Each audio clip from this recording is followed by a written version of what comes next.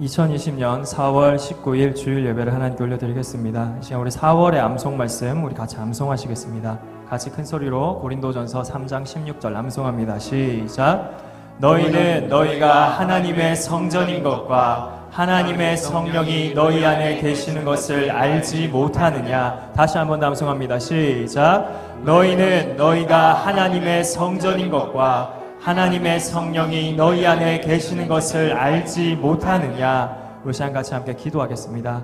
이 시간 같이 함께 기도하실 때 하나님, 오늘 이 시간 이 예배 가운데 정말 하나님께서 주시는 은혜가 충만하기를 원합니다. 오늘 이 시간 우리가 하나님의 성전으로서 하나님을 구하며 정말 하나님이 우리 가운데 거하시는 곳 되게 하여 주시옵소서. 하나님이 거하시기에 합당한 곳 될 수 있는 우리 모두가 되게 하시고, 오늘 우리가 가정에서 비록 예배드리지만 영상으로 예배드리는 가운데 성령의 충만함이 우리 가운데 더해지게 하여 주시옵소서. 더욱더 성령의 충만함을 바라며 은혜 충만한 시간 될 수 있도록 주여 은혜를 우리에게 부어주시옵소서. 우리 같이 기도를 붙잡고 함께 기도하겠습니다.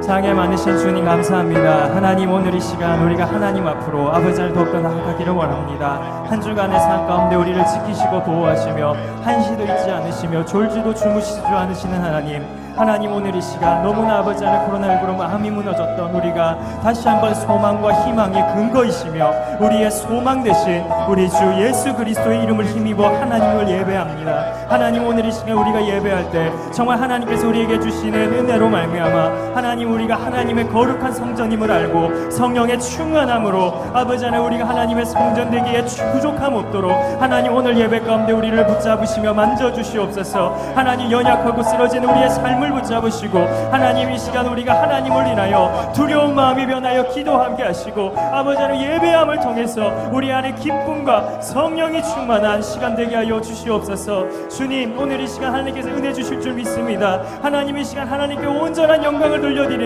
은혜의 시간이, 우리 가정에서 예배드리는 이 시간이 성령 충만한 시간 되도록 성령이여 오늘도 우리를 붙잡으시며 함께하여 주시옵소서.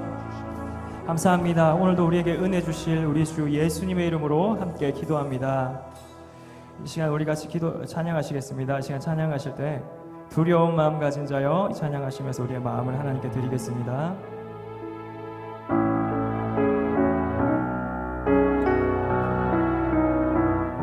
두려운 마음 가진 자여, 두려운 마음 가진 자여 놀라지 말라.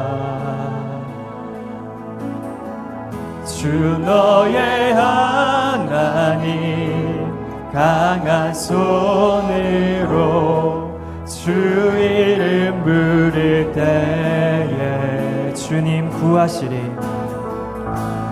주님 구하시. 다시 한 번 더 찬양합니다. 두려운 마음 가진 자여, 두려운 마음 가진 자여 놀라지 말라. 주 너의 하나님, 주 너의 하나님 강한 손으로 주 이름 부를 때에 주님 구하시리. 주님 구하시리. 주 오셔서 구하시리. 주 오셔서 구원하시리. 능한 자들에게 강한 능력으로 주 오셔서 구원하시. 주 오셔서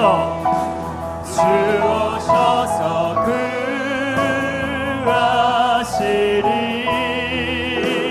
주 오셔서 구원하시리. 눈을 들어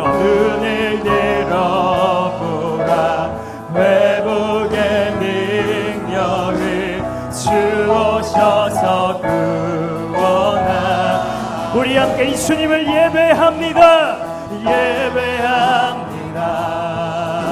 찬양합니다.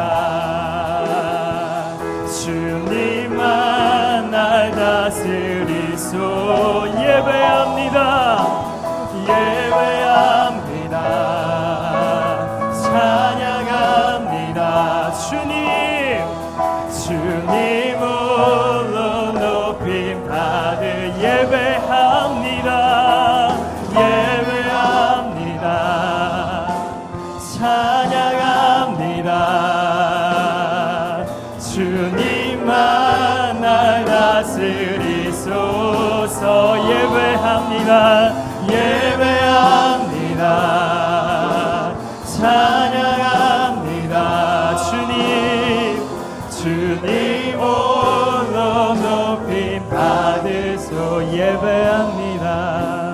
예배합니다. 찬양합니다. 주님만 날 다스리소서. 예배합니다. 찬양합니다. 주님 홀로 높임 받으소서. 주님 홀로 높임 받으소서. 주님 홀로 높임 마지막으로 주님 홀로 높임 받으소서. 주님 홀로 높임 받으소서.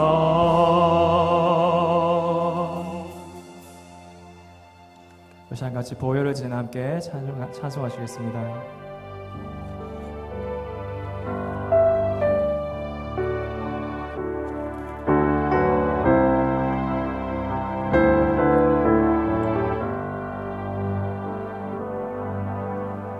보혈을 지나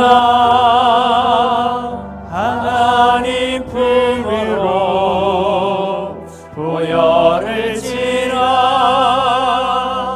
아버지 품으로 보혈을 지나 하나님 품으로 한 걸음씩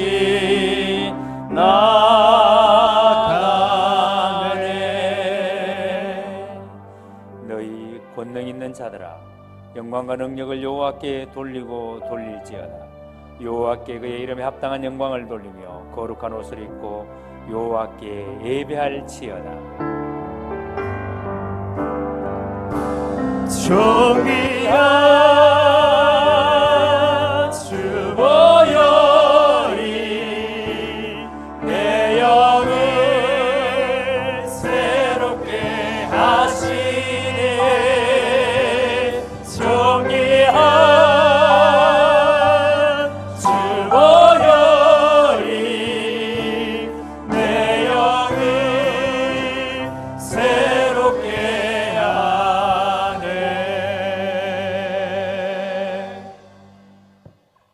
사랑이 많으신 하나님 아버지, 오늘도 우리가 하나님 앞에 이렇게 예배합니다. 우리의 마음과 뜻을 다 모두어 살아계신 하나님께 예배합니다. 하나님은 영이시니 예배하는 자가 영과 진리로 예배하라 하셨기에 오늘도 우리가 성령 앞에서 하나님의 말씀 앞에서 우리가 하나님께 진실된 마음을 가지고 예배합니다. 우리 예배를 통하여 하나님 큰 영광을 받아 주시옵소서. 우리에게는 한없는 은혜를 내려 주시옵소서. 예수님 이름으로 기원하옵나이다. 아멘. 1장 찬송을 하나님께 올려드립니다.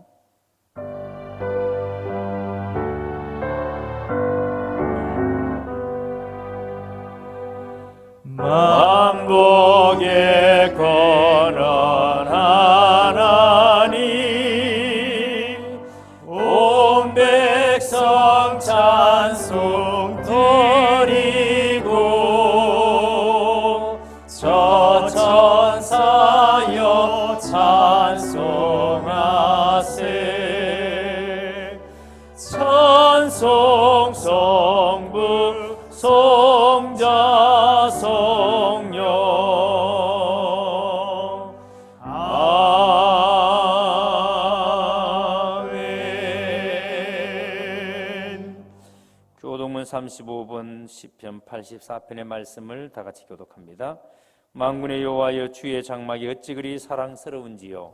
내 영혼이 여호와의 궁정을 사모하여 쇠약함이여. 내 마음과 육체가 살아계신 하나님께 부르짖나이다. 나의 왕 나의 하나님 만군의 여호와여, 주의 제단에서 참새도 제 집을 얻고 제비도 새끼들 보금자리를 얻었나이다. 주의 집에 사는 자들은 복이 있나니 그들이 항상 주를 찬송하리이다. 주께 힘을 얻고 그 마음에 시온의 대로가 있는 자는 복이 있나이다. 그들이 눈물 골짜기로 지나갈 때에 그곳에 많은 샘이 있을 것이며 이른 비가 복을 채워 주나이다. 주의 궁정에서의 한날이 다른 곳에서의 첫날보다 나은즉 악인의 장막에 사는 것보다 내 하나님의 성전 문지기로 있는 것이 좋사오니 만군의 여호와여, 주께 의지하는 자는 복이 있나이다. 아멘. 이제 우리 다 같이 사도신경을 우리의 신앙을 하나님 앞에 고백합니다. 전능하사 천지를 만드신 하나님 아버지를 내가 믿사오며 그의 아들 우리 주 예수 그리스도를 믿사오니 이는 성령으로 잉태하사 동정녀 마리아에게 나시고 본디오 빌라도에게 고난을 받으사 십자가에 못 박혀 죽으시고 장사한 지 사흘 만에 죽은 자 가운데서 다시 살아나시며 하늘에 오르사 전능하신 하나님 우편에 앉아 계시다가 저리로서 산자와 죽은 자를 심판하러 오시니라. 성령을 믿사오며 거룩한 공회와 성도가 서로 교통하는 것과 죄를 사하여 주시는 것과 몸이 다시 사는 것과 영원히 사는 것을 믿사옵나이다. 아멘. 이제 우리 다 같이 찬송가 546장을 다 같이 부르시겠습니다. 이 찬송 부르신 후에 김영만 장로님께서 우리를 대표해서 기도 인도해 주시겠습니다.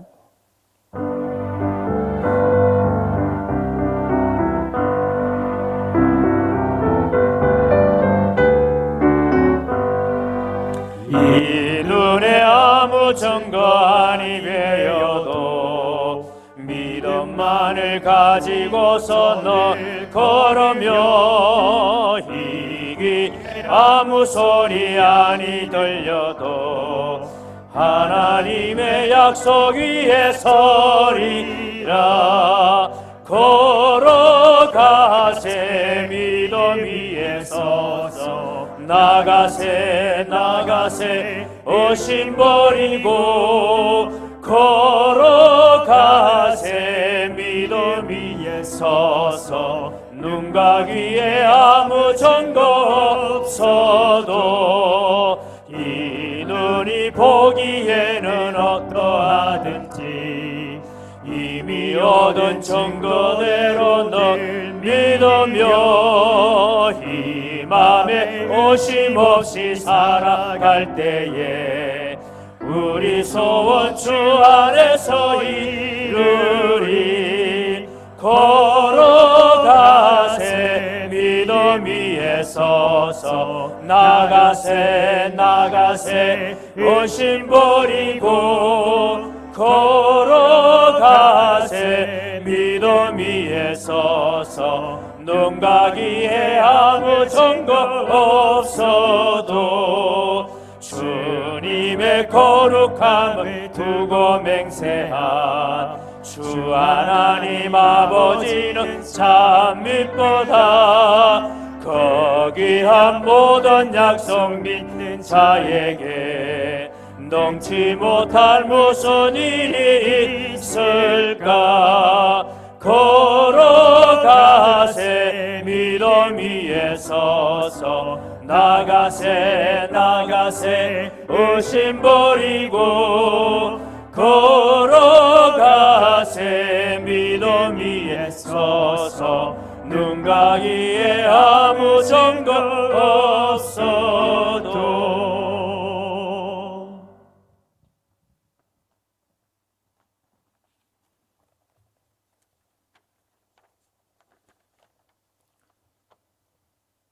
그런즉 누구든지 그리스도 안에 있으면 새로운 피조물이라. 이전 것은 지나갔으니 보라 새 것이 되었도다. 은혜가 풍성하신 하나님 아버지, 지난 시간 동안 코로나19 바이러스의 감염으로 인한 두려움에 떨며 주님께 의지하지 않고 불안해했던 우리의 부끄러운 모습을 고백합니다. 하나님을 믿는 우리 경운의 성도들을 은혜의 날개 아래 안전하게 주신 것 또한 감사드립니다. 이번 국회의원 선거로 지역의 대표로 선출된 당선인들을 통하여 지역 대표가 아니라 우리나라에 처한 국난 극복에 큰 힘이 되게 하시옵소서.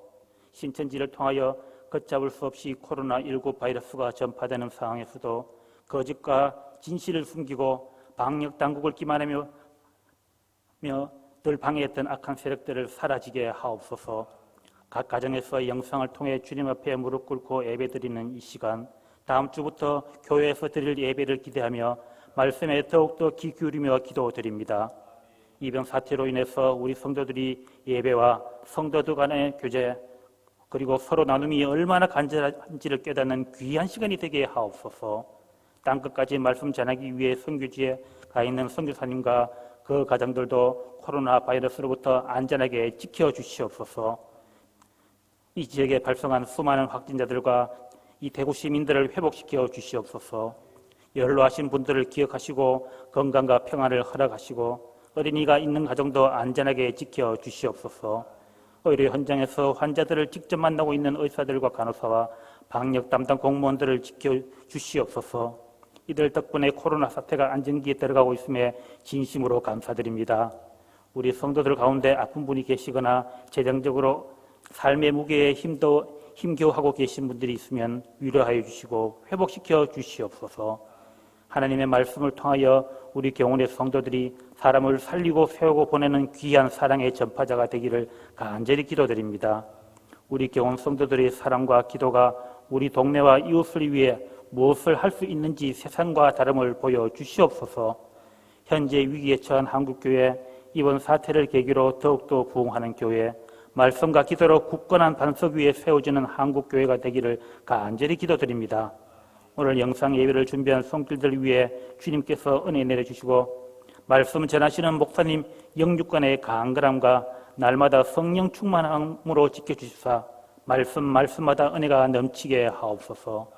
이 영상을 통해 이 시간 예배드리는 각 가정의 성도들 한마음 한뜻으로 은혜 넘치는 예배가 되기를 간절히 기도드리며 우리를 죄에서 구원하기 위하여 피 흘리시고 대속하신 주 예수 그리스도 이름으로 간절히 기도드립니다.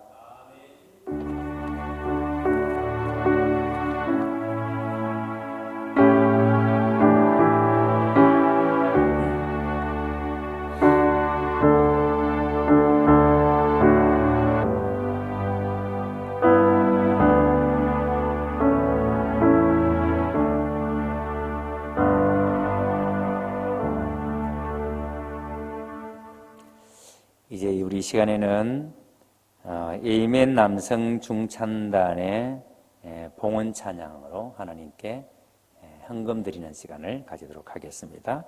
우리 에이멘 남성 중찬단 찬양 하나님께 드릴 때 여러분 각 가정에서 하나님 앞에 헌금을 드려주시길 바랍니다. 이제 에이멘 남성 중찬단 봉헌 찬양이 있겠습니다.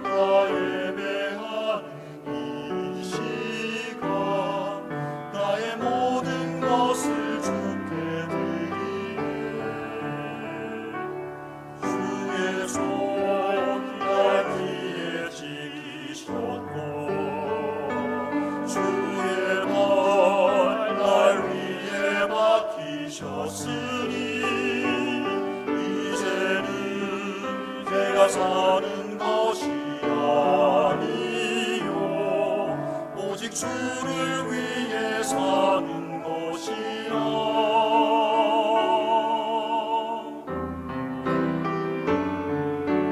주의 손에 나의 손을 포개고 또 주의 말에 나의 말을 포개어 주와 함께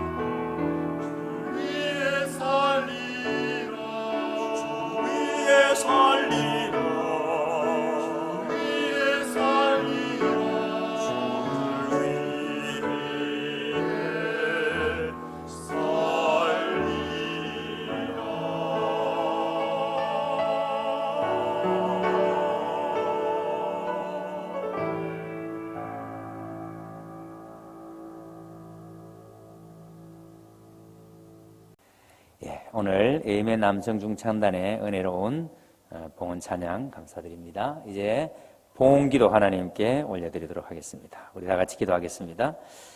참 좋으신 하나님 아버지, 은혜를 감사합니다. 이번 코로나19로 말미암아 우리가 하나님 앞에 이렇게 함께 모여서 아름다운 예배당에서 예배드리지 못하고 각 가정에서 영상으로 예배드린 지가 2달이 지났습니다. 이제 하나님, 우리가 다음 주일부터는 이렇게 교회에서 함께 모여서 예배 드릴 수 있기를 기대하고 그렇게 기도로 준비하고 있습니다. 하나님, 다음 주일부터 꼭 교회에서 예배 드릴 수 있도록 우리에게 은혜를 베풀어 주시옵소서. 오늘도 이렇게 영상으로 예배 드리며 하나님 앞에 가장 깊은 마음으로 헌금으로 우리의 믿음을 하나님 앞에 표현합니다. 이 모든 것의 주인은 하나님이시기에 우리가 하나님 앞에 가장 깊은 마음으로 하나님 앞에 올려드립니다. 큰 영광을 받아 주시옵소서.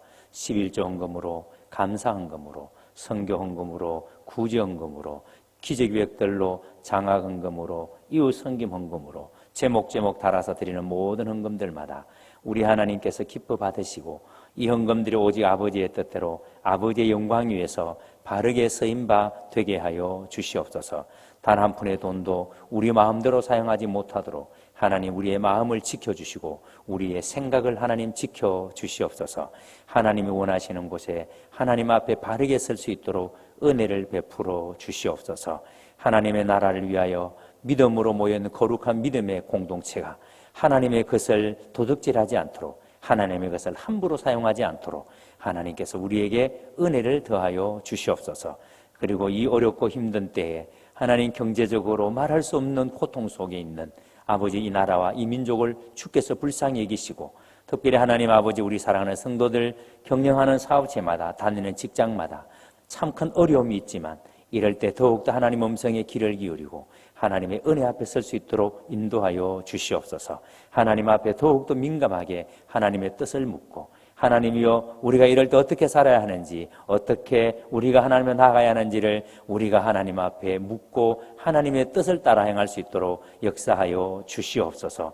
반드시 하나님, 이 어려운 때를 우리가 믿음으로 잘 이겨내어서 하나님의 영광을 드러낼 수 있도록, 하나님의 이름을 높이 드러낼 수 있도록 역사하여 주시옵소서. 오늘도 모든 영광을 하나님께 올려드립니다. 예수님 이름으로 기도드리옵나이다. 아멘. 예, 우리 오늘 함께 받을 말씀은 여호수아 7장 1절에서 26절까지의 말씀입니다. 성경 여호수아 7장 1절에서 26절까지의 말씀입니다. 제가 오늘 1절 말씀만 봉독하고 마지막 26절까지의 말씀을 다 전하도록 하겠습니다. 제가 1절 말씀을 봉독해 드리겠습니다. 이스라엘 자손들이 온전히 바친 물건으로 말미암아 범죄하였으니 이는 유다 지파 세라의 정손 삽디의 손자 갈미의 아들 아간이 온전히 바친 물건을 가졌습니다. 여호와께서 이스라엘 자손들에게 진노하시니라. 아멘.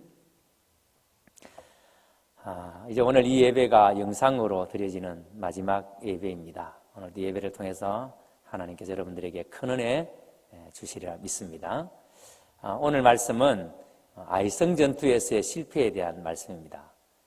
여리고성 정복을 무기 하나 사용하지 않고 정복했는데 이 아이성은 왜 정복에 실패했는지, 그 실패에는 분명히 원인이 있습니다. 오늘 그 원인을 우리가 살펴보도록 하겠습니다. 여러분 생각에 이 여리고성과 아이성을 비교해서 어느 성이 더 클 것 같습니까? 아마 대부분이 여리고성이 더 크지 않을까 그런 생각을 할 겁니다. 저도 어렸을 적에 수일학교에서 성경을 배울 때 그렇게 배웠던 기억이 있습니다. 아마 대부분 그렇게 배웠을 겁니다. 만약 다르게 배웠다면 그 선생님은 대단히 통찰력을 가지신 분이라 생각이 됩니다. 지금 우리가 보고 있는 이 성경에는요, 여리고성과 아이성의 크기에 대해서 직접적으로 언급되지는 않습니다. 그런데 우리가 이 두 성의 크기를 가늠해 볼 수 있는 성경 구절이 있습니다. 그 본문 3절입니다. 제가 한번 읽어볼게요. 요수아에게로 돌아와 그에게 이르되 백성을 다 올라가게 하지 말고 2-3천 명만 올라가서 아이를 치게 하소서. 이렇게 말씀을 했습니다. 여리고성에서 승리하고 교만해진 이스라엘 백성이 아이를 점령하고 난 이후에 아이성의 사람이 소수니까 번거롭고 수고롭게 하지 말고 2-3천 명만 보내자, 이런 얘기입니다. 그런데 8장 25절을 한번 보시기 바랍니다. 8장 25절 제가 한번 읽어보겠습니다. 그날에 엎드려진 아이 사람들은 남녀가 모두 12,000명이라. 그날에 엎드려진 수가 무려 남녀가 12,000명이랍니다. 12,000명이 죽었다는 말이에요. 아이성이 진멸되었다면 아이성 주민은 12,000명입니다.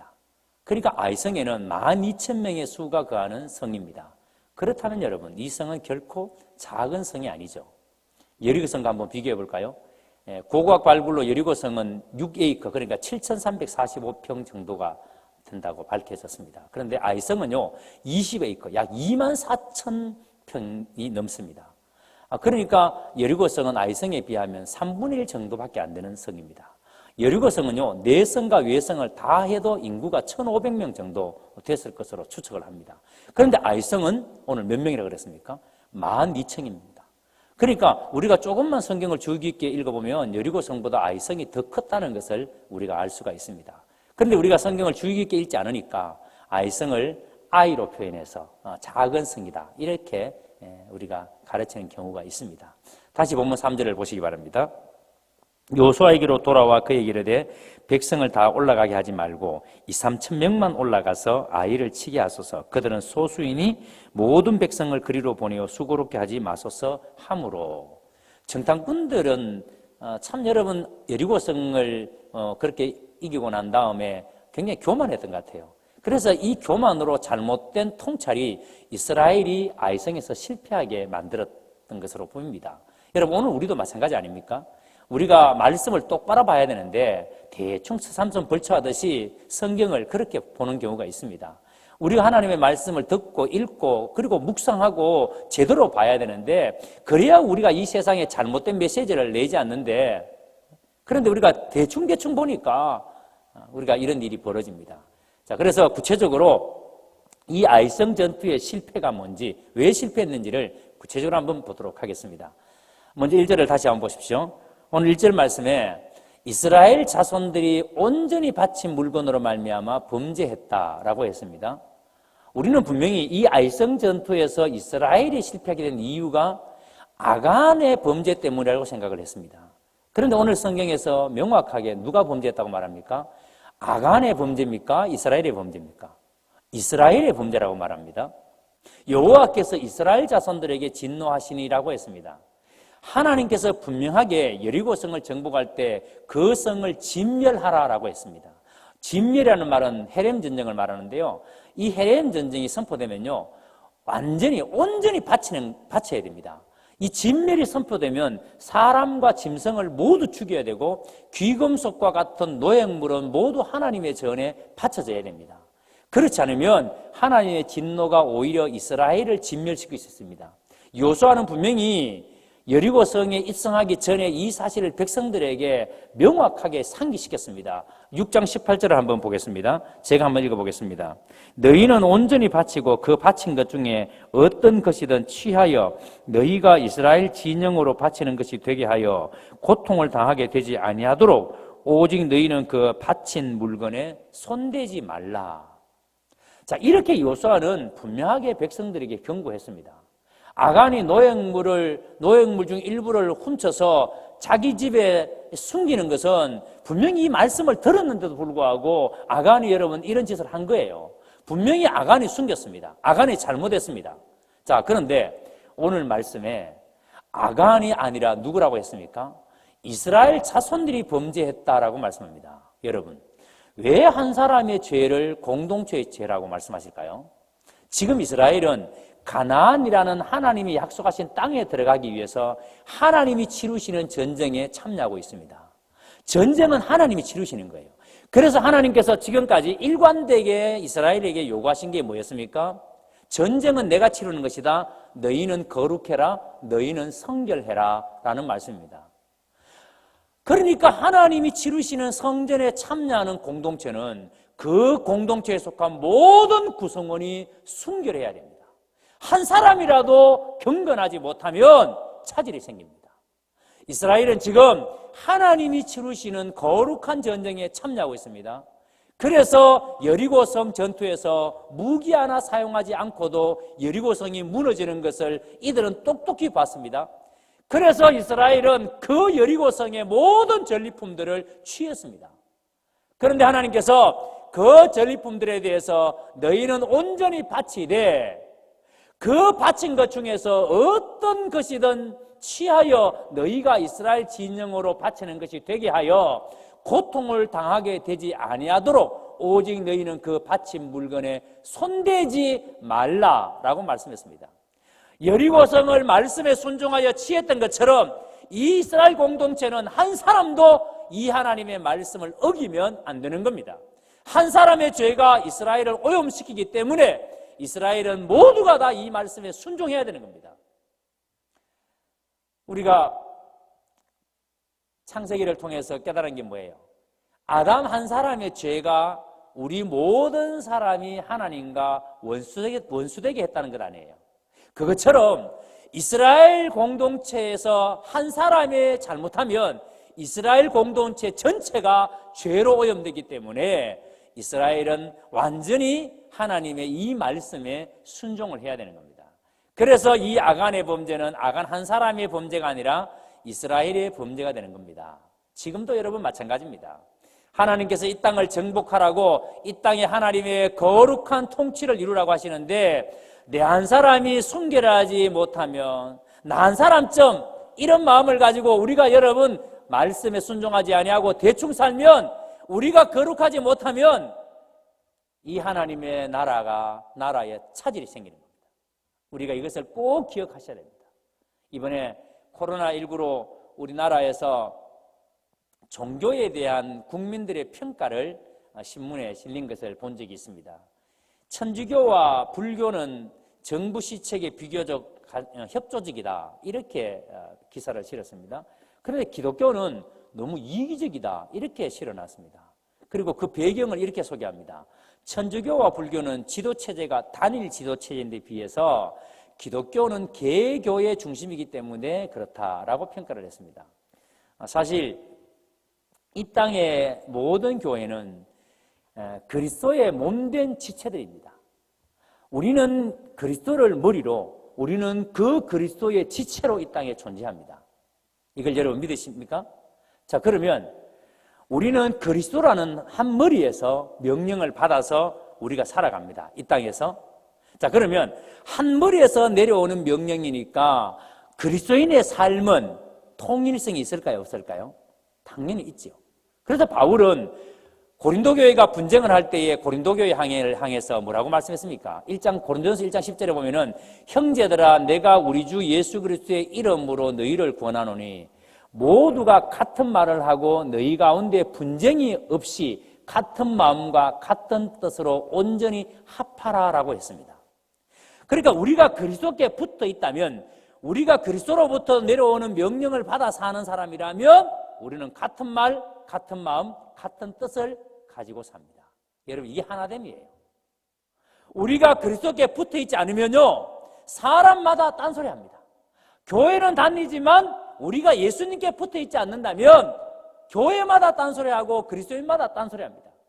내가 믿는 하나님과 여러분이 믿는 하나님이 다른 하나님이 아닌데 계속 딴소리하는 거예요. 여러분 대구 지역에 있는 교회가 믿는 하나님과 서울에 있는 교회들이 믿는 하나님이 다른 하나님이 아닌데 딴소리하는 거예요.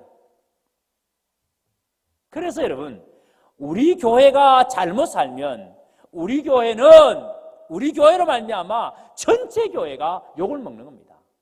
내 한 사람이 잘못 살면 나로 말미암아 그리스도인 전체가 욕을 먹는 겁니다. 기억하셔야 됩니다.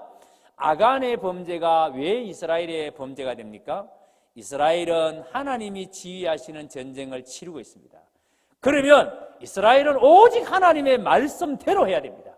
그게 뭐예요? 성결과 거룩인 겁니다. 한 사람이라도 죄로 오염되어 있으면 하나님의 진노는 적을 불살하는 것이 아니라 오히려 이스라엘 공동체를 태울 수 있는 겁니다.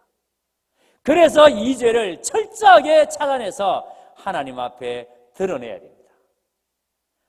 아간이 숨긴 이 전리품을 그래서 끝까지 찾아내야 하는 거예요. 그래서 1절을 보세요. 이 1절에 범죄한 아간에 대해서 이야기하면서 아간이 12지파 중 어떤 지파라고 할 수 있는 유다 지파에 속한 사람이라고 그렇게 소개합니다. 그리고 그 계보가 무려 4대를 소개합니다. 세라의 정손 삽디의 손자 갈미의 아들 아간, 이렇게 소개합니다. 그러니까 아간은 유력한 집안 출신이라는 거예요. 유대인들의 전성에는 이 아간에 대해서 이렇게 소개해놨습니다. 다말과 유다 사이에 태어난 상둥이 세라의 후손이다, 이렇게 소개합니다. 그러니까 아간은 이스라엘의 유력한 집안 출신으로 오늘날로 말하면 엘리트 집안 출신입니다. 이런 아간이 이스라엘 밖에 있었던 여리고성의 라합은 하나님의 말씀을 들었습니다. 그리고 그 소문으로 들었던 하나님의 말씀을 이 라합은 어떻게 했습니까? 믿었습니다. 이스라엘 밖에 있었던 라합은 하나님의 말씀을 소문으로 들었고 그것을 믿었습니다. 그런데 이스라엘 안에 유력한 집안 출신이었던 이 아간은 하나님의 말씀에 불순종한 겁니다. 하나님의 말씀을 들었지만 아간은 하나님의 말씀에 불순종한 겁니다. 이 아간의 불순종이 아이성 전투에서 패배의 원인이지 하나님이 무능하셔서 아이성 전투에서 실패한 것이 아니라는 것을 분명하게 밝히시는 겁니다. 그리고 또 하나 우리가 여기서 눈여겨봐야 될 것은 이 아이성 전투의 실패에는 아간의 범죄뿐만 아니라 여리고 전투에서의 승리에 도취되어서 정탐꾼들의 보고와 여호수아의 그 판단력이 얼마나 무너져 있는가를 우리가 볼 수 있습니다. 3절 한번 보시기 바랍니다. 여호수아에게로 돌아와 그에게 이르되 백성을 다 올라가게 하지 말고 2-3천 명만 올라가서 아이를 치게 하소서. 그들은 소수이니 모든 백성을 그리로 보내어 수고롭게 하지 마소서 하므로. 지금 정탐꾼들이 정탐을 갔다 와서 하는 보고가 뭐예요? 아이성에 사는 주민의 숫자가 적다는 거예요. 그러니까 그 성은 적으니까 백성들을 수고롭게 하지 말라는 거예요. 아마 여러분 이 정탐꾼들은 여리고성을 정복할 때에 매일 한 바퀴를 돌아야 하죠. 그리고 이래 되는 날에는 7바퀴를 돌아야 하죠. 아마 그게 힘들었던 것 같아요. 그리고 무기 하나 사용하지 아니하고 그 여리고성을 그렇게 무너뜨렸는데, 그런데 이 아이성을 보니까 거기에 비하면 아마 여러분 쉽게 공략할 수 있는 것처럼 그렇게 보였던 것 같습니다. 그런데 우리 알다시피 여리고성을 정복할 때 사실 모든 것을 누가 하셨습니까? 하나님이 하셨습니다. 이들은 말씀만 듣고 말씀에 순종한 일이 가장 잘한 일이에요. 그 순종의 결과를 그들이 지금 누리는 겁니다. 그런데도 지금 정탐꾼들은 백성들을 힘들게 하지 말랍니다. 이 말씀을 묵상하는데 나도 이렇다는 생각을 했습니다. 우리가 다 은혜로 구원을 받았지 않습니까? 그래서 우리가 하나님 앞에 모든 것을 하나님이 주셔서 누립니다. 그런데 우리는 그 누림 속에서도 힘들다고, 제발 나를 힘들게 하지 말라고, 그렇게 우리가 불평할 때가 있지 않습니까? 그래서 이 정탐꾼은 이 아이성을 정복을 위해서 군사 몇 명을 보내라고 합니까? 2-3천 명만 보내라고 합니다. 2-3천 명 정도만 보내도 충분히 그 성을 정복할 수 있다는 거예요. 그런데 결과가 어떻습니까? 그 전투에서 36명이 전사합니다. 이 36명이 전사한 것은 군대의 규모에 비하면, 그리고 이 전쟁에서 패한 그 피해치고는 사실 많은 게 아니죠. 적은 숫자입니다. 그런데 36명의 전사자를 내고 도망쳐 왔습니다. 분명히 여리고성을 칠 때에는 단 한 명의 희생자도 내지 않았는데 지금 이 아이성에서 36명이 죽어 나온 것을 그들에게는 엄청난 충격이었을 거예요. 그리고 무엇보다도 이 전투에서 가장 큰 상처는 이스라엘 백성들의 사기자입니다. 5절을 한번 보시기 바랍니다. 뭐라고 말합니까? 백성의 마음이 녹아 물같이 된지라. 이스라엘 사람들의 마음이 뭐같이 되었다 그럽니까? 물같이 되었대요. 지금까지는 하나님께서 이스라엘과 함께 하시니까 가나안 사람들의 마음이 물같이 되었다 그랬습니다. 그런데 이제 이게 반대가 됐습니다. 이스라엘이 범죄로 말미암아 이스라엘 사람들의 마음이 지금 물같이 되었습니다. 사랑하는 우리 교훈가족 여러분, 이걸 여러분 우리가 잘 보셔야 됩니다. 하나님의 백성이 하나님의 말씀에 순종하며 살면 하나님께서 우리의 모든 대적들의 마음을 물같이 만드십니다. 그러나 하나님의 백성이 하나님의 말씀에 순종하지 않으면 우리의 대적들을 통해서 우리의 마음을 물같이 만드십니다. 분명 하나님은 우리에게 땅을 정복하라, 땅을 다스리라, 땅에 충만하라 라고 말씀하셨는데 우리가 잘못하면 세상이 우리를 다스립니다. 세상이 우리를 정복합니다. 세상이 우리를 멸망시키겠다고 우리에게 달려듭니다. 그러니 우리 성도는 오직 하나님의 말씀에 순종하며 살면 하나님이 우리 대적들의 마음을 물같이 만드실 것을 여러분 믿으시기 바랍니다. 여호수아에게 이 아이성 전투에서 이제 실패했다는 소식이 들려옵니다. 그리고 이 소식을 들은 여호수아의 반응을 한번 보세요. 6절입니다. 6절. 여호수아가 옷을 찢고 그랬습니다. 아이성 전투에서 실패했다는 소식에 이 여호수아가 너무 충격을 받았습니다. 그리고 그 슬픔을 표현하는데 옷을 찢었습니다. 그리고는 하나님의 임재의 상징인 언약궤 앞에서 하루 종일 슬피 웁니다. 그리고 이스라엘 장로들도 머리에 먼지를 쓴 채 비통한 마음으로 여호수아와 함께 있습니다. 그러면서 7절을 보세요. 이 7절 말씀을 세번역에는 이렇게 번역해 놨습니다. 주 하나님 우리 백성을 요단강 서쪽으로 잘 건너게 하시고는 왜 우리를 아모리 사람의 손에 넘겨 멸망시키려고 하십니까? 차라리 우리가 요단강 동쪽에서 그대로 살았더라면 좋을 뻔하였습니다. 여러분, 지금 이 말이 뭐가 생각이 납니까? 마치 이들의 부모 세대가 광야에서 했던 원망을 보는 것 같지 않습니까? 부모 세대가 이 광야에서 뭐라고 불평했습니까? 차라리 애굽에 살게 놔두지 왜 광야로 끌고 나와서 여기서 죽게 합니까? 부모 세대가 이렇게 원망하지 않았습니까? 그런데 지금 여호수아가 하는 말은 차라리 광야 생활이 더 좋을 뻔했습니다 라는 의미입니다. 조금 전에 여리고성을 정복하고 승리에 들떴을 때 그런 이스라엘이 지금 옛날이 좋다고 탄식하는 거예요. 그런데 우리는 여기서 지도자 여호수아의 모습에서 우리의 연약함을 봅니다. 지금 이 순간 여호수아는 이렇게 체념하고 탄식하고 있으면 사실 안 되는 거예요.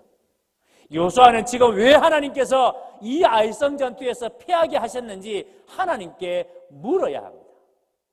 그런데 지금 여호수아는 하나님께서 이스라엘의 파멸을 이르게 하셨다는 그 생각만 꽉 차 있는 겁니다.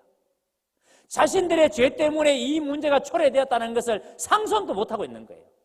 여러분, 우리는 여기서 깨달을 수 있는 게 뭡니까? 우리가 이런 상황이 되면 어떤 기도를 드려야 하는지 우리가 깨달아야 됩니다. 그래서 우리가 늘 말씀에 민감하고 말씀에 풍성하면요, 우리가 이런 상황에서 어떤 기도를 드려야 하는지를 성령이 우리에게 알려주십니다. 로마서 8장 26절 27절에 보면은 이와 같이 성령도 우리의 연약함을 도우시나니 우리는 마땅히 기도할 바를 알지 못하나 오직 성령이 말할 수 없는 탄식으로 우리를 위하여 친히 간구하시느니라. 마음을 살피시는 이가 성령의 생각을 아시나니 이는 성령이 하나님의 뜻대로 성도를 위하여 간구하심이라. 여호수아는 이 아이성 전투에서의 실패로 이제 어떤 일이 일어날 것이라고 하는지 한번 보세요. 9절입니다.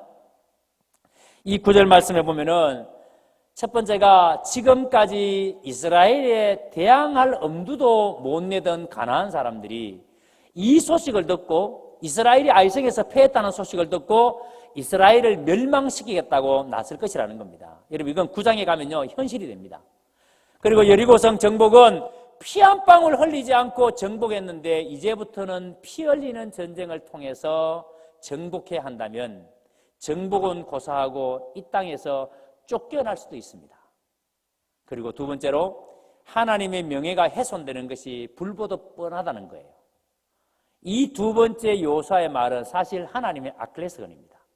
하나님은 당신의 이름이 욕먹는 것을 견디지 못합니다. 여리고 전투에서 애굽의 모든 수치를 다 굴러버렸는데 다시 이스라엘이 이 수치를 체험하게 된다면 이 수치는 이스라엘만의 문제가 아니고 이스라엘의 하나님이신 여호와의 명예에도 심각한 훼손을 초래할 것이라는 겁니다. 여러분, 이 여호수아의 말을 보면서 어떤 느낌이 드십니까? 상당히 여호수아의 말이 논리적이고 설득력이 있지 않습니까? 하지만 이 여호수아의 말에는 한 가지 잊고 있는 게 있습니다. 여호수아가 말씀에 굳게 붙잡혀 있지 않다는 것을 우리는 이걸 통해서 알 수가 있어요. 1장 3절에서 분명히 하나님께서 여호수아에게 뭐라 그랬습니까? 너희 발바닥으로 밟는 곳은 모두가 내가 너희에게 주었노니, 하나님이 여호수아에게 분명하게 말씀했습니다. 너희가 밟는 땅을 하나님께서 주셨다라고. 이미 줬어요. 이미 이 땅은 하나님이 주신 땅입니다. 그런데 여호수아는 이것을 지금 잊고 있는 겁니다. 말씀을 잊고 있으니까 문제의 해법을 자꾸 다른 데서 찾는 겁니다. 여호수아가 말씀을 붙잡고 있었다면 이 아이성 전투의 실패 속에서 분명 우리가 하나님 앞에 범죄한 것이 있는지를 찾아서야 옳았습니다. 그렇죠? 왜요? 이 전쟁은 하나님이 치르시는 전쟁이고 그 백성은 하나님의 말씀대로 성결하면 되니까, 거룩하면 되니까. 여러분, 우리 인생도 마찬가지입니다. 임마누엘이신 하나님이 지금 우리와 함께 계십니다. 하나님께서 지금 나보다 앞서서 나의 삶을 인도하십니다. 그래서 우리는 말씀만 붙들고 말씀에 순종하며 살면 하나님이 내 인생 가운데 모든 것을 드러내십니다. 높여야 할 때 하나님이 나를 높여주시고요, 우리에게 물질이 필요할 때 하나님께서 나에게 물질도 채워주십니다. 그런데 우리가 자꾸 말씀을 제쳐두고 다른 데서 문제의 원인을 찾으면 절대 그 답을 찾아낼 수가 없어요. 문제가 생기면 그 문제의 원인을 어디서 찾아야 하는지를 우리가 분명히 알아야 됩니다. 문제가 생기면 그 원인을 어디서 찾아야 합니까? 반드시 말씀에서 찾아야 됩니다. 자, 그리고 그 다음 한번 10절 한번 보시기 바랍니다. 여호수아와 이스라엘 장로들이 옷을 찢고 티끌을 뒤집어 쓰고 여호와의 궤 앞에서 탄식할 때 하나님이 응답이 임하는 말씀입니다. 뭐라고 말씀합니까? 일어나라, 어찌하여 이렇게 엎드렸느냐. 지금 여러분 티끌을 쓰고 그렇게 탄식하고 있는 여호수아와 그 장로들에게 하나님께서 일어나라고 응답하십니다. 어찌하여 엎드려 있느냐고 말씀합니다. 여러분, 이 말은 기도를 멈추고 일어나라는 말이에요. 분명히 여호수아의 탄식은 굉장히 논리적이고 합당한 것 같지만 그것은 하나님이 기대하시는 것과는 전혀 다르다는 겁니다. 여호수아는 지금 자신이 해야 할 일이 뭔지를 모르고 있었습니다. 하나님은 여호수아에게 지금은 탄식하며 기도할 때가 아니다, 그렇게 말씀하시는 거예요. 그러면서 11절에 보세요. 지금 여호수아가 해야 할 일이 뭔지를 말씀합니다. 이스라엘이 범죄하여 내가 그들에게 명령한 나의 언약을 어겼으며 또한 그들이 온전히 바친 물건을 가져가고 도둑질하며 속이고 그것을 그들의 물건들 가운데 두었느니라. 속히 하나님의 진노의 화근인 죄를 이스라엘의 공동체에서 제거하라는 말씀이에요. 잘 보세요. 범죄의 내용은 분명히 아간이 저지른 겁니다. 아간이 훔쳐서 아간이 숨겨놨습니다. 온전히 바친 물건을 가져가고 도둑질하여 속이고, 이건 여러분 아간이 한 짓입니다. 그런데 하나님은 아간만을 말씀하시는 것이 아니라 이스라엘이 범죄하여 그랬습니다. 한 사람의 범죄를 이스라엘 전체의 범죄로 말씀하십니다. 그리고 12절을 또 보세요. 아이성 전투의 패배가 바로 이 죄로 말미암아 아이성에서 패배했다는 것을 분명하게 하나님이 확인시켜 주십니다. 그리고 13절에 이 죄의 문제가 해결되지 않으면 결코 승리할 수 없다라고 경고하십니다. 여러분, 이스라엘도 하나님 앞에 범죄하면 하나님의 심판의 대상이 된다는 것을 분명히 알아야 합니다. 그래서 아간이 범죄하고 난 이후에 자신이 죄를 숨겼을 때 그 죄를 하나님께서 어떻게 드러내시는지를 보세요. 14절입니다. 오늘 14절에 잘 보세요. 너희는 아침에 너희의 지파대로 가까이 나오라. 여호와께 뽑히는 그 지파는 그 족속대로 가까이 나올 것이요, 여호와께 뽑히는 족속은 그 가족대로 가까이 나올 것이요, 여호와께 뽑히는 그 가족은 그 남자들이 가까이 나올 것이며, 뽑히는이라는 말이 3번이나 반복이 됩니다. 이것을 3번역에 보면은 이것을 어떻게 번역했는가 하면은 주사위로 뽑으신이라고 번역해 놨습니다. 우리는 이것을 제비뽑기 이렇게 지금까지 많이 이해했습니다. 근데 원문에 보면은요, 여호와께서 취하시는 지파라고만 되어 있습니다. 그러니까 하나님께서 어떤 방법으로 취하실 것인지에 대해서는 밝히지 않으셨어요. 그런데 당시에 그 죄인을 색출할 때에 제비뽑기 방식으로 색출했기 때문에 당시 사람들이 가장 익숙한 방법으로 하나님이 하셨을 수도 있습니다. 그래서 다음 날 아침에 여호수아는 하나님이 명령하신 대로 모든 백성을 모아놓고 뽑기 시작한 거예요. 이렇게 해서 뽑힌 사람이 누구라고요? 아간입니다. 이 아간으로 인해서 아이성 전투에서 무려 여러분 36명이나 죽었습니다. 여러분 사실 이 사람들은요 안 죽어도 될 사람들입니다. 만약에 아간이 이런 죄를 짓지 않았다면 이 사람들은 안 죽어도 될 사람들입니다. 그런데 아간의 범죄로 말미암아 이 사람들이 죽은 겁니다. 그러니 여호수아는 이 아간을 다그칠 수 있습니다. 19절을 보세요. 여호수아가 아간에게 이르되 내 아들아 청하노니 이스라엘의 하나님 여호와께서 영광을 돌려 그 앞에 자복하고 내가 행한 일을 내게 알게 하라. 그 일을 내게 숨기지 말라 하니. 여호수아의 말에 아간은 두려움과 공포 속에서 자기가 저지른 그 죄에 대해서 실토합니다. 20절입니다. 20절. 아간이 여호수아에게 대답하여 이르되 참으로 나는 이스라엘의 하나님 여호와께 범죄하여 이러하게 행하였나이다. 이러하게 행하였나이다. 여러분, 이 아간의 범죄의 과정을 여러분 한번 눈여겨 한번 보시기 바랍니다. 지금 이 아간이 이렇게 죄를 실토하면서 아간의 범죄 과정을 자세히 보면은 마치 하와가 처음 범죄할 때의 모습과 오버랩이 되지 않습니까? 아간이 어떤 경로를 통해서 범죄하게 됐는지를 보세요. 내가 보고 그리고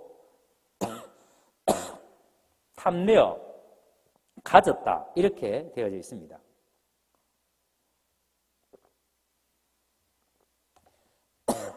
죄송합니다. 내가 보고 탐내었고 가졌다.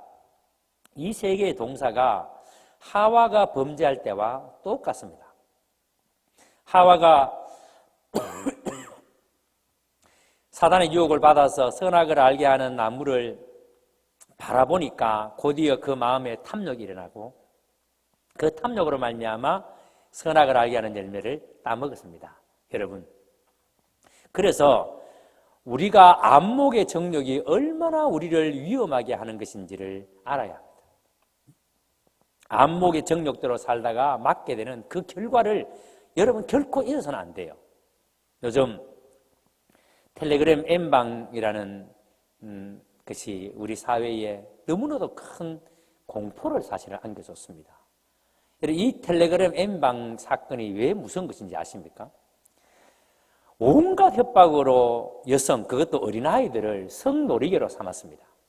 이것은 우리 아이들이 사람을 보는 시선을 심하게 왜곡시키는 겁니다.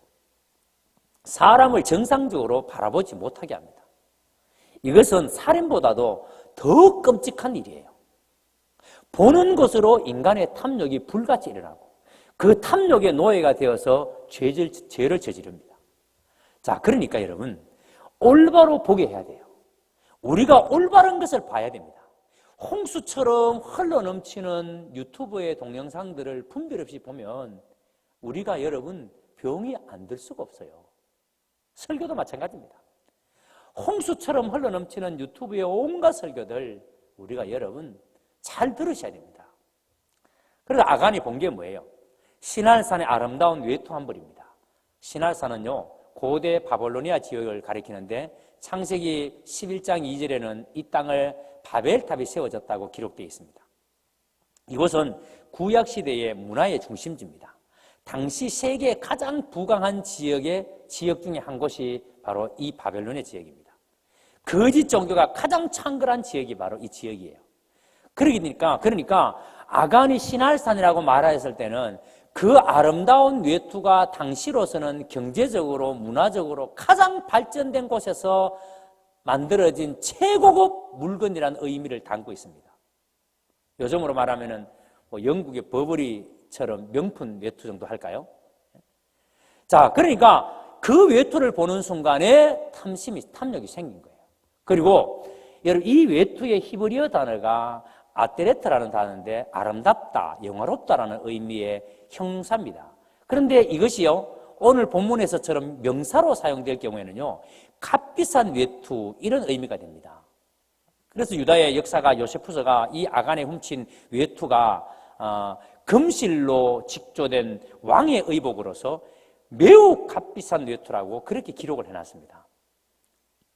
옛날이나 지금이나 여러분, 인간은 이렇게 좋은 옷, 또 많은 돈, 금부치를 보면은 정신을 못 차리는 것은 똑같은 것 같아요.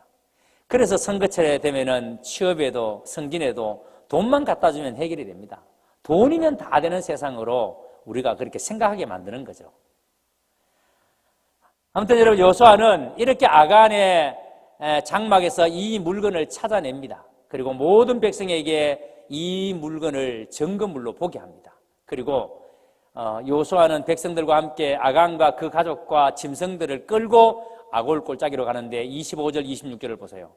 너는 어찌하여 우리를 괴롭게 하느냐? 오늘 주께서 너를 괴롭힐 것이라 선언을 합니다. 그리고는 아간과 그의 가족들과 짐승들을 돌로 치고 불태웁니다. 그리고 이것을 뭐라고 부른다고 합니까? 아골 골짜기, 고난, 괴로운 골짜기라는 뜻입니다. 아골 골짜기. 그리고 그 이름이 지금까지 불려진다라고. 사랑하는 우리 성도 여러분, 오늘 우리 이 아간의 사건을 통해서 무엇을 깨닫습니까? 그것은 우리도 아간이 될 수 있다는 경고입니다. 우리 중에 아간 같은 자가 생기면 아간을 그 가족들을 돌로 쳐준 것처럼 그렇게 하라, 이런 교훈이 아니라 나도 아간이 될 수 있다는 교훈입니다. 그리고 두 번째는요, 우리가 하나님을 믿는다면서도 얼마나 진실하게 살지 못하는가를 돌아보라는 메시지입니다. 내가 하나님께 속해 있다면서도 얼마나 내가 진실하지 못한가, 지금 우리 속에 아간이 있는가를 깊이 생각해 보라는 말씀입니다.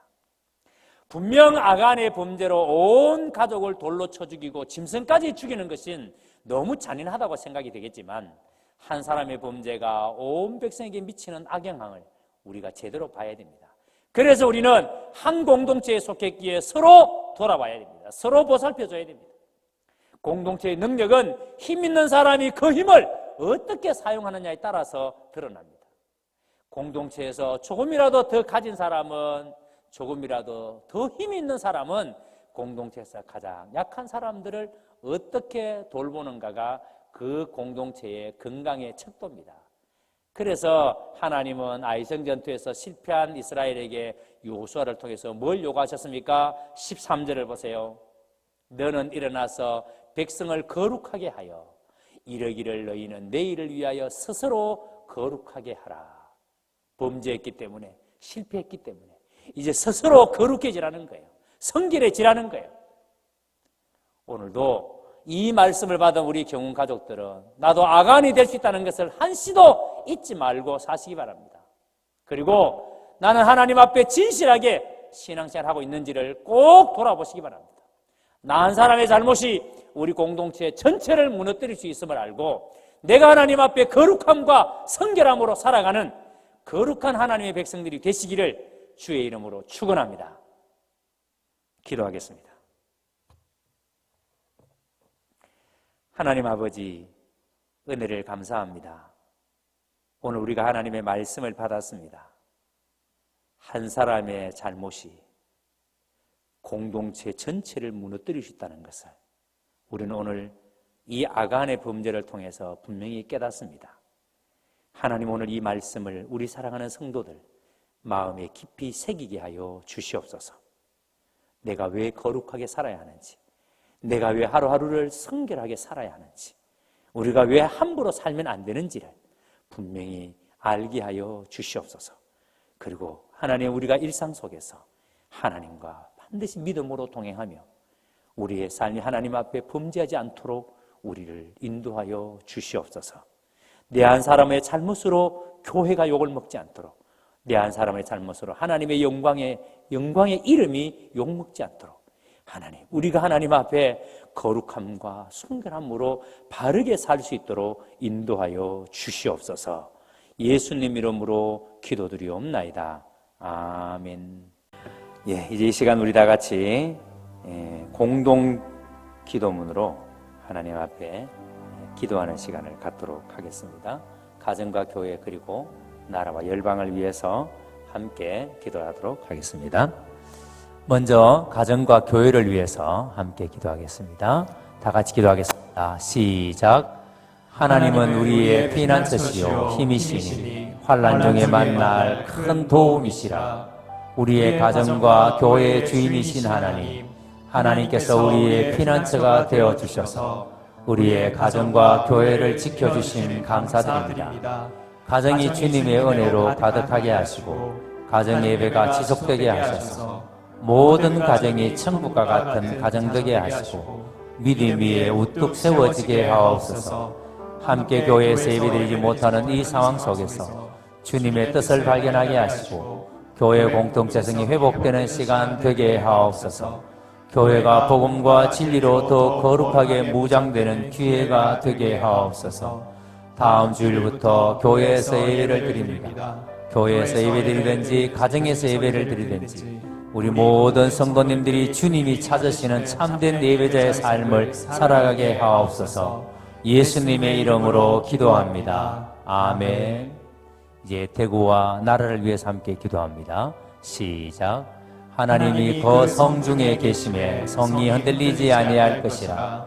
이 도시와 나라를 사랑하시는 하나님, 수많은 어려움과 문제 가운데서도 늘 이길 수 있는 힘을 주시고 큰 부흥과 축복을 이 땅에 허락해 주심을 감사합니다.